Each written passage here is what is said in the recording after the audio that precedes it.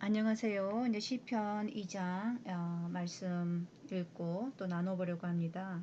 주의 성령께서 항상 보여주시고 또 가르쳐 주시고 하나님의 그 말씀의 뜻을 잘 분별할 수 있게 주의 성령께서 인도해 주시옵기를 예수님 이름으로 기도드립니다. 아멘. 여기 2장에 읽어보겠습니다. 어찌하여 열방이 분노하며 민족들이 허사를 경영하는고 세상의 군왕들이 나서며 관원들이 서로 꾀하여 여호와와 그 기름 받은 자를 대적하며 우리가 그 맨 것을 끊고 그 결박을 벗어버리자 하도다. 하늘에 계신 자가 웃으시며 주께서 저희를 비웃으시리로다. 네. 여기 보면은 저는 이제 그 세상 뉴스를 잘 많이 몰랐기 때문에 세상이 어떻게 돌아가는지를 잘 몰랐고, 그 다음에 정말 이 세상이 그 바벨론이라는 그 말은 들었지만 어떻게 바벨론인지 이런 것들을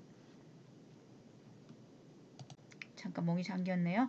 잘 몰랐어요. 그리고 이 세상에는 이제 한 나라만 있는 게 아니라 엄청 많은 나라들이 있고요. 그리고 이제 한 나라 안에서도 이제 그 대통령과 그 국회와 이제 법무부와 여러 조직들이 이제 체계를 이루어서 국민의 안정과 뭐 안위를 위해서 복지를 위해서 이렇게 이제 일하고 있고, 우리 또한 수수한 마음으로 그렇게 이제 살아왔었죠. 그러는데 이제 코로나 이후로 어 이제 이렇게 세상에 돌아가는 것들을 보면서 저는 너무 깜짝 놀란 거예요.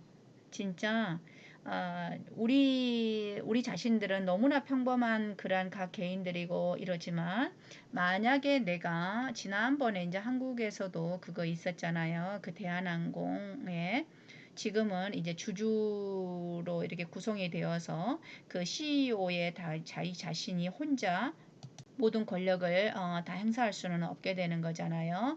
그런 것과 똑같이 이제 그 CEO의 딸이 어떤 걸 했을 때 뭐 이제 많은 것들이 이렇게 막 드러나고 그랬었잖아요.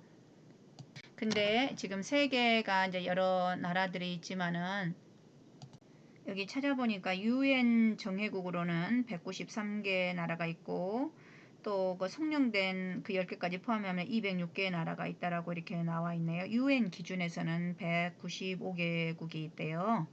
그래서 이 지금 이제 우리가 조금 크게 보면은 한 나라에도 이렇게 이제 대통령과 이렇게 각종 부서가 있고 국민이 있고 이제 이러잖아요. 한 나라가 하기위해서는 왕과 국민과 그 다음에 헌법이 이렇게 이제 구성이 되어 있는데, 영토와 그 아까 제가 이제 CEO 이제 한국의 그 예를 들어서 이야기를 했는데, 그분들이 이제 굉장히 이제 자기들이 어떤 이제 부와 여러 가지의 그 비행기 그쪽에서는 넘버 원이잖아요. 그러니까 자기들이 생각했을 때도 이제 이 세상은 이제 돈으로 모든 권력을 이제 그 권력 위에 있는 게 돈이잖아요. 그래서 옛날에는 정말 돈으로 안 되는 것이 솔직히 없었던 것 같아요. 그리고 어찌 보면 지금도 마찬가지라고 볼 수 있죠. 이 이제 바벨론의 이거는 이제 돈이 모든 사람들을 지배하는 그 나라가 이제 이 바벨론의 이 세상 나라의 특징인데, 그래서 오죽하면 이제 돈에도 이제 그분들의 어떤 이제 그 마크가 표시가 되어 있고, 근데 우리는 그 시작을 잘 모르잖아요. 시작이 어떻게 되어 있고, 그리고 세상에도 이제 많은 이제 한 나라처럼 세상이 딱 하나, 이 지구 하나를 한 나라로 친다면은 거기에서도 이제 가장 강한 그 처음부터 힘을 갖고 있었던, 그러니까 돈이 많은 사람이 계속해서 점점 이제 그 속국을 늘리고 그들을 지배하고 그러면서 자기들이 이제 원하는 그 부를 형성해 나갔던 것이죠. 결국은 그렇잖아요. 우리가 지금도 어떤 비즈니스를 하거나 뭘 하거나 하면은 돈이 많으면 어때요? 돈이 좀 있으면 집을 사거나 뭐 땅을 계속 늘려간다라거나, 아니면 비즈니스를 조금 더 늘려가지고 인프를 더 늘려가지고 자기들의 어떤 이제 수입을 더 많이 늘리고자 하는 이런 역할로 이런 조직 이런 구조로 이제 이렇게 돌아가잖아요. 그래서 이제 제가 이제 보고 있는 그 사이트가 하나 생겼는데요.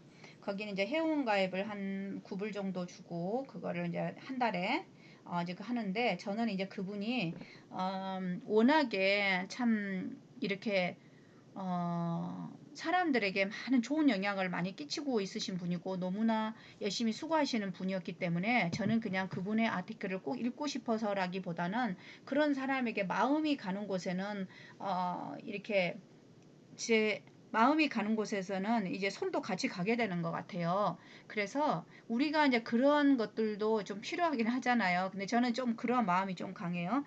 그래서 거기를 이제 보면서 아, 세상이 이렇게 하나로 연결이 되어 있구나. 그리고 앞으로의 그 모든 구조에 그것도 돈과 이렇게 연결이 되어 있고 결국은 그 지배 세력이 모든 것을 다 이렇게 도미네이트 하는 거구나. 이런 것들이 이제 그림이 거의 보이더라고요. 그분은 우리 교회에서 항상 마지막 시대 사건에 이제 어떤 거기와 연결을 지어서 이렇게만 이야기하는 것은 아니에요. 근데 어, 우리가 이쪽을 교회에서 바라보면서 항상 마지막 시대에 거기에 초점을 가졌던 거하고 이쪽에서 보는 거하고 굉장히 달라요.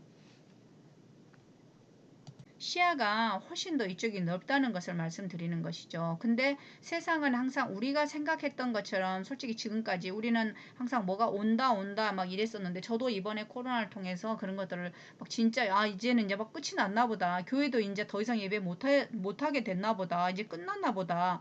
막 이렇게 생각을 하면서 저도 굉장히 마음에 혼란이 많이 생겼는데 이제는 이제 마음에 그러한 것들이 진짜 이제는 다시 시작이 된 것 같아요. 이제 옛날에는 뭔가 뜬구름 잡는 것처럼 그런 살면서 여기 듣고 저기 듣고 이러면서 마음의 동요를 가졌었다면은 이제는 어차피 세상은 이제 이렇게 흘러 가는 거구나를 조금 그림을 이제 잡게 되면서 그런 것에 별로 동요되지 않는 그런 좀 계기가 된 것 같아요. 근데 지금 세상은 이제 그런 거죠. 시편 2장에 1절에서 이제 3절의 그 말씀처럼 여호와와 그 기름 받은 자를 대적하며 이것은 단지 우리가 앞으로 드러날 일만이 아니고 이미 사단이 하나님의 그 정부를 처음에 대적하면서부터 이 일은 계속되었던 것이고 그것은 계속 연결이 되어 있다라는 것을 우리가 보는 것이 굉장히 중요한 것 같아요.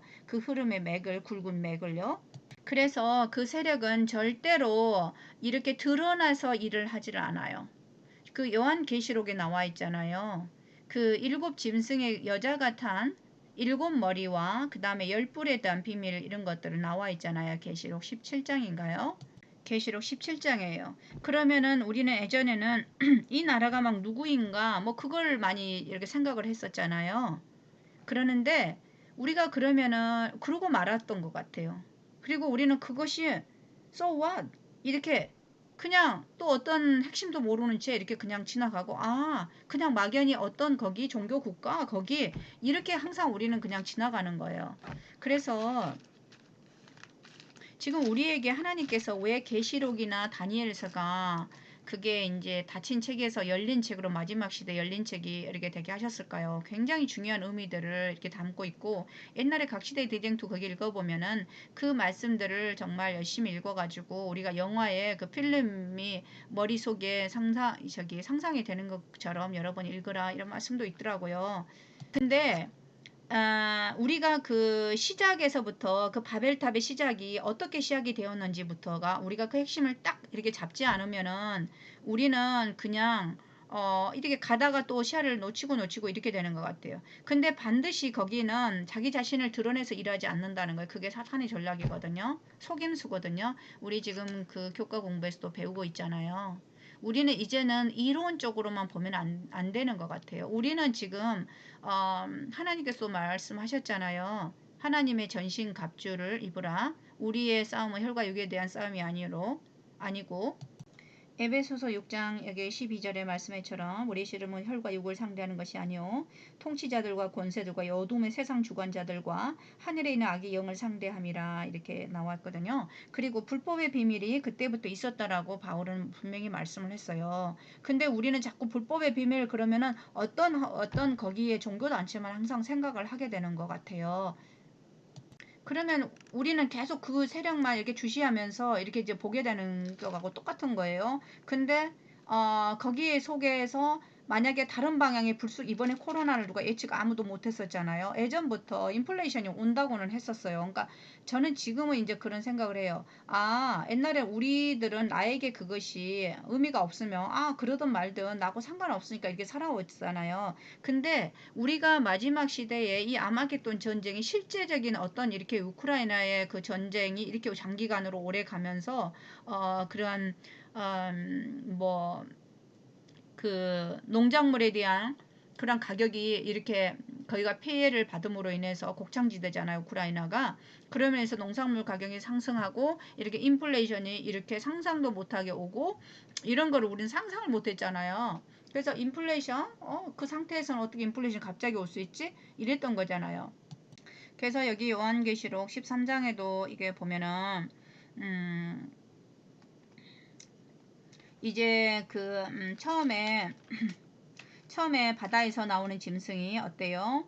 땅에서 나온 다른 새끼 양 같은 그 짐승에게 이제 또 권세를 주고요. 그 다음에 그것이 이제 이적을 이렇게 또 행하면서 이제 우상을 이제 만들라 이렇게 해서 또 우상을 통해서 이렇게 계속 이제 그 변화를 주는 거예요. 왜냐하면은 이렇게 그 캐치하지 못하게. 그래서 그 계시록 17장에 거기에도 보면은 아까 그 여덟째가 일곱 왕이 있었는데 다섯은 이미 이제 망했는데 그 다음에 하나는 있고 다른 일은 아직 이르지 아니하였으나 이르면 또 반드시 잠깐 동안 계속되리라 했고, 그리고 전에 있었다가 시방 없어진 짐승은 여덟째 왕이니 여덟째 왕이라고 그래서 있었다가 시방 없어진 짐승은 여덟째 왕으로 다시 출현을 하는 거예요. 그렇기 때문에 우리가 알 수가 없는 거예요. 우리가 이 영적인 이러한 쪽에 깨어있지 않으면 우리는 결코 알 수가 없어요. 이거는. 그래서 이제 저가 멸망으로 들어가리라 이렇게 나와 있거든요. 근데 제가 이제 보고 있는 거기에 이게 보았을 때 그분이 세상에 돌아가는 것을 이렇게 봤을 때 저는 이제 이런 말씀과 대입해서 좀 그림이 이렇게 좀 그려지더라고요.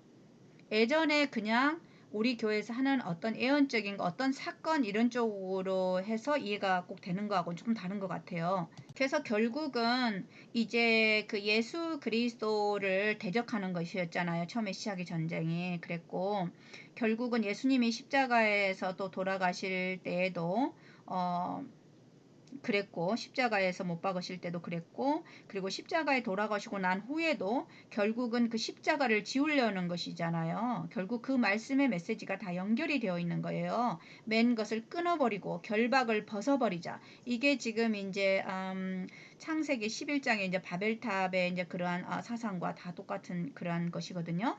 그리고 다니엘서에 보면은 큰 그림이 바로 이제 이렇게 있잖아요. 결국은 하나님의 나라가 이제 임하시는 거 그것이 다 무너지고 그게 계시록 17장 18장과 연결된 바벨론의 멸망과 하나님의 나라가 이제 어린 양 예수 그리스도를 통해서 승리하게 되고 이제 그 새 하늘과 새 땅의 그 왕국이 이제 세워지는 거 이제 그것인데 우리는 항상 지금 이제 이렇게 말씀을 통해서 볼 때 이 예수 그리스도를 우리는 탁 페이 어텐션하고 가야 되는 것 같아요.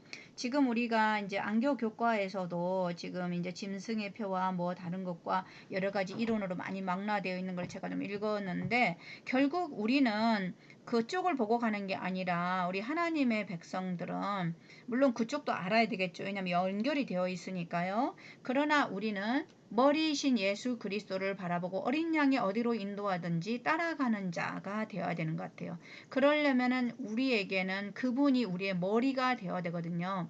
그래서 그분과 이 요한복음 15장에 이 언약 포도나무 가지 비유가 있잖아요. 그것은 바로 거듭남을 말씀하는 거거든요. 요한복음 3장에. 니고데모에게 말씀하셨던 거듭남을 말씀하고 계는데 전부 아까 제가 1장에서 복 있는 사람 여기에도 마찬가지인 거예요. 안식일을 거룩하게 하셨다고 그랬잖아요. 제가 다시 아까 읽었을 때 전 이런 생각이 들었어요. 하나님이 일곱째 날을 복을 주셔 거룩하게 하셨어요. 하나님이 이스라엘을 거룩하게 하셨죠. 그래서 안식일을 지키라고 하셨잖아요. 안식일을 지키라. 아까 제가 이 지키라의 말씀의 의미를 말씀을 드렸습니다. 우리가 거듭날 때 하나님께서 우리 안에 우리를 마음을 새 마음을 주시고 그 다음에 새 영을 주셔서 그 율법을 지키게 이제 하시는 거거든요. 결국은 그래서 우리를 이불수를 통해서 나가게 하는 것은 하나님의 말씀인 거예요. 그 안에 그분의 생명으로 진짜 이제 들어온 거. 그래서 우리가 이 생명의 말씀으로 똑같이 예수님께서 그 제자들에게 가르치셨던 그 말씀이 똑같은 그 말씀이 그 생명이 하나님의 말씀은 영이고 생명이라고 그랬잖아. 그 생명이 똑같이 나가게 되어 있더라고요. 우리가 이 말씀을 이렇게 이게 볼 때 제가 계속해서 지금 반복을 저는 하고 있다고 생각하거든요. 왜냐하면 우리는 계속해서 중요한 그 루틴을 똑같이 반복을 해서 들어야 되는 것 같아요. 한 번 들어가지고는 좀 힘들고요. 그래서 항상 말씀의 가운데서 그 핵심 예수 그리스도 십자가와 함께 그 보여지는 그 핵심은 너무 중요한 것 같아요. 그 부분들은요. 그런데 자칫 우리가 이 성경을 공부를 하고 성경 하나님을 전한다 하면서도 예수가 빠진 그냥 밑에 가지와 같은 그런 부분만 이렇게 이야기가 될 때가 좀 있거든요. 저도 그런 거를 조금씩 느끼거든요. 그런데 여기에서 일곱째 날을 복을 주사 거룩하게 하셨으니 이는 하나님이 그 창조하시며 만드시던 모든 일을 마치시고 이날에 안식하셨음이더라 그랬어요. 그러니까 하나님이 안식을 하신 거예요. 그래서 우리가 복을 받은 거예요. 결국은요. 그래서 우리를 거룩하게 구별하셨던 거예요. 그래서 우리는 그분의 복 안에 들어가게 되는 거예요. 생명의 복 안에 들어가게 되는 거예요. 그런데 우리가 단지 일곱째 날을 날로만 생각하고 이 안식일 날을 복 주갖고 거룩하게 하셨으니 이렇게만 끝내서 이해를 하면 안 된다는 것이죠. 창세기 1장 예를 들면 1장 28절이나 1장 22절에 이게는 하나님께서 그들에게 복을 주어서 가라사대 생육하고 번성하라 이렇게 그 다음에 이제 이렇게 연결되어서 말씀이 되어 있어요. 그런데 제가 여기 보니까 창세기 2장 3절에는 복을 주사 거룩하게 하셨으니 그러면서 이것은 하나님이 창조하시며 만드시던 모든 일을 마치고 이날에 안식하셨음이더라 이렇게 나와 있어요. 그래서 우리가 하나님이 그 날에 안식하셨다라는 그 의미를 우리가 알아야 되는 것이에요. 그래서 이 안식일은 언약의 표징이라 그랬거든요. 언약의 표징. 표징이라는 것을 제가 구글에서 찾아보니까 겉으로 드러나는 특징이나 상징, 영적인 것을 나타내는 물질적인 것이 겉으로 드러나는 특징이나 상징이라고 나와 있어요. 그러면은 우리가 언약이라는 것은 한 몸이 된 거거든요. 한 몸. 그래서 그분은 우리 죽은 자, 제가 엊그제도 성교사님 말씀드리니까 그 부분에 대해서 좀 이렇게 이야기를 하기 공감이 많이 되었거든요. 우리가 완전히 죽은 자는 완전한 생명을 받을 수가 있어요. 근데 우리가 반쯤 죽은 사람이 그러면 반쯤 생명만 받을 수 있을까요? 이거는 안 되는 거잖아요. 접붙임이라는 것은 완전히 잘려가지고 이쪽에 반대편에 완전히 그게 붙어야 되는 것이잖아요. 그래서 우리가 머리와 이 지체가 절반만 붙어 있고 절반만 있다 이러면은 우리는 다 죽는 것이잖아요. 그래서 이 토요일은요, 안식일 날은 표징인 거예요. 언약의 표징, 겉으로 드러난 특징. 그러면은 우리 안에 실체이신 예수님과 한 몸으로 연결되어 있는 그것이 이게 우리에게 남아 있는 거잖아요. 근데 제가 이제 안교국과 좀 읽었을 때 우리가 그 포인트까지 더 들어가야 되지 않겠나 이런 생각을 좀 하게 되었어요. 저자가 이제 그 부분들을 어떻게 잘 뭐 글로는 다 표현을 자세히 할 수는 없었겠지만 저자분께서도 그 말씀의 의미로 표현을 하셨을 거라 생각은 들어요. 그래서 어떻게 해서든지 그 맨 것을 끊고 결박을 벗어버리게 하시는 거예요. 그래서 우리의 시야를 예수 그리스도를 못 보게 하는 거예요. 생명적인 관계에서 떨어나게 하려는 것이죠. 그래서 우리가 완전한 믿음으로 말미암는 의나 지금 안식일에 관한 기별이나 새 천사의 기별이나 모든 것들은 다 하나님께서 하나님의 자녀 생명 인을 받는 거 이마에 하나님의 이름과 어린 양의 이름 그것이 그러니까 내 자신의 이름 위에 지금은 내가 박 누구잖아요. 그런데 나의 이름이 아니라 어린 양의 이름, 아버지의 이름이 내 이마에 새겨져 있는 거예요. 그래서 우리는 이 모든 말씀들을 완전한 거듭남으로 이것을 이해를 해야 되는 거구나. 근데 우리가 보통 이제 그러면은 뭐 구원을 받았냐 안 받았냐 이런 부분에서 우리가 많이 헷갈리잖아요. 그래서 우리가 그냥 믿음으로만 그리스도 그냥 우리가 외관적으로 내가 생각하는 그 막연한 그 믿음으로 예수를 그냥 이렇게 우리가 믿으면은 구원을 얻는다 이렇게만 그냥 생각하는 것이 아니라 진짜 생명을 우리가 받는 거라는 것이죠. 그리고 그것은 성령이 우리 각 개인에게 증거를 하세요. 그래서 내 안에 내 자신이 결코 느껴보지 못했던 그러한 성령의 역사하심을 우리가 느끼게 되는 것이거든요. 그래서 이제는 내가 아니라 성령의 의지를 하게 되고 그 성령이 하셨구나 이렇게 영광을 돌리게 되더라고요. 그래서 지금 2장에서는 지금 사탄이 어떻게 해서든지 자신의 왕국을 이제 세우려고 하고요. 그 사단이 이제 왕인 것이죠. 그런데 6절에서부터 보면은 내가 나의 왕을 거룩한 산 시온에 세웠다 하더라. 거룩한 산 시온에 예루살렘이잖아요. 하나님 보좌가 있는 곳이잖아요. 그래서 거기에 예수 그리스도 왕을 거룩한 산 시온에 세웠다라는 것이요. 내 아들이라 내가 너를 낳았도다. 그래서 내게 구하라 내가 일방으로 유업을 주리니 내 소유가 땅 끝까지 이르리라.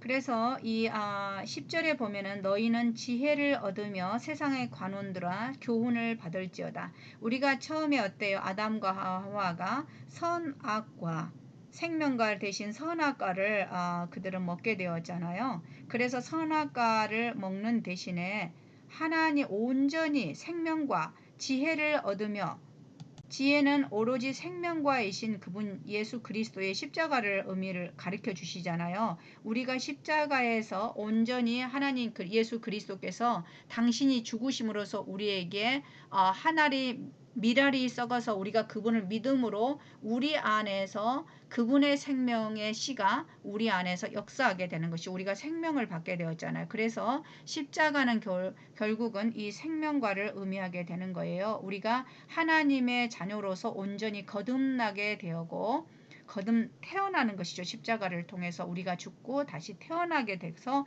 우리가 이제 성령을 받게 되는 것이니까 생명의 부활로 나타나는 것이잖아요.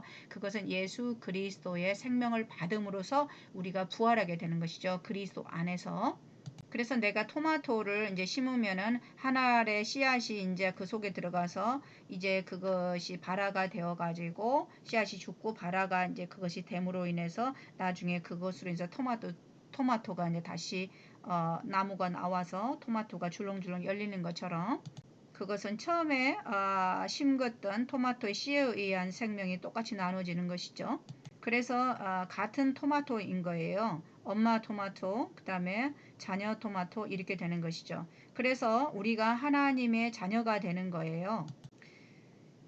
그리고 11절 여호와를 경외함으로 섬기고 떨며 즐거워할지어다. 우리의 모든 즐거움은 여호와 안에 있는 것이고 그 아들에게 입맞추라. 하나님께서는 화목 제물로 그 아들을 우리에게 주셨잖아요.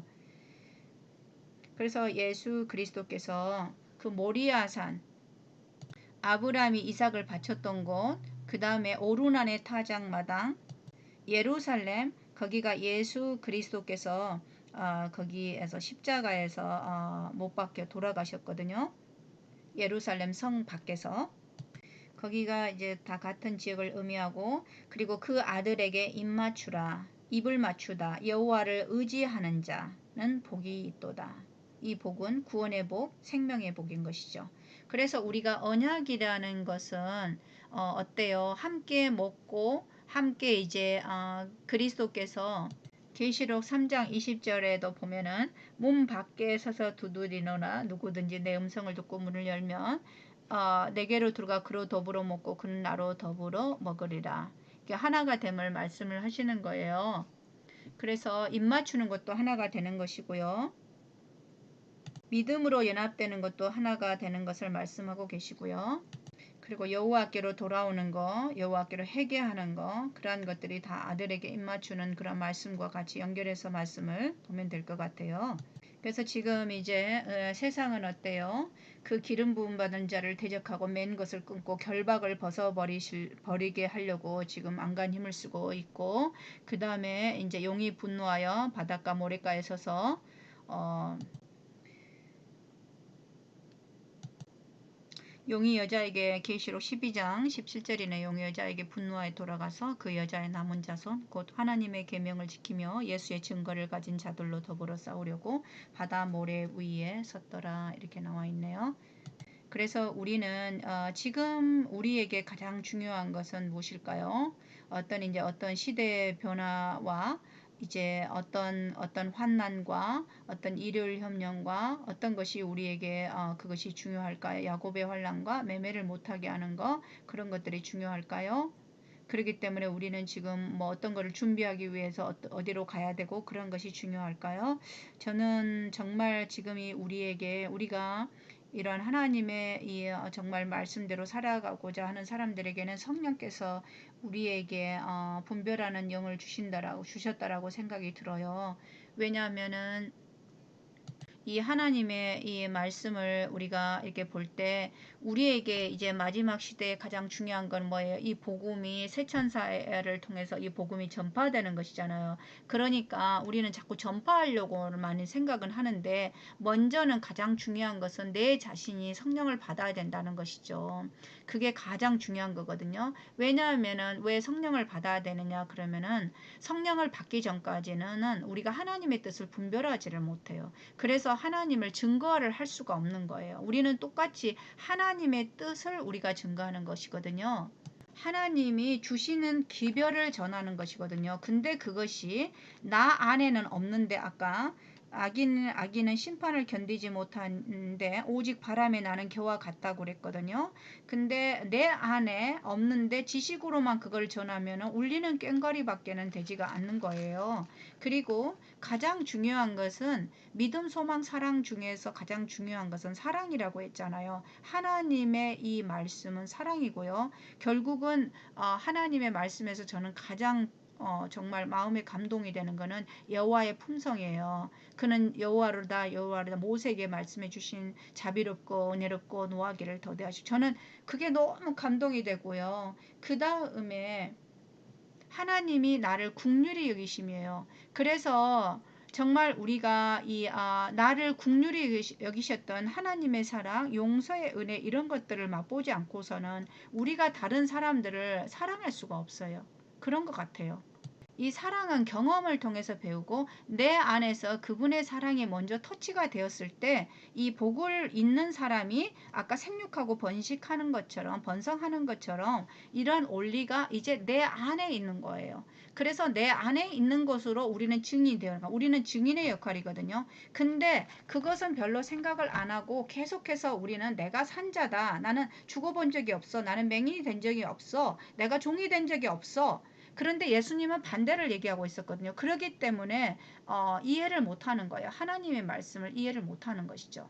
그래서 크게 연결되어 있는 그게 되지 않기 때문에 우리가 복음을 전할 수가 없는 거예요. 이 말씀을 책을 어디서 갖고 와서 이 적어놓은 것을 읽어보지 않고서는 할 수가 없는 거예요. 랜덤으로는 말할 수가 바로 없는 거예요. 우리가 이제는 하나님께서 증인의 역할이라는 것은 내 안에 있는 것으로 말하는 거거든요. 보고 들은 것으로요. 그래서 사도 요한도 그 얘기를 했었고요. 다른 그 사도들도 다 그 말씀에서 보면은 다 그 말씀을 하고 계시더라고요.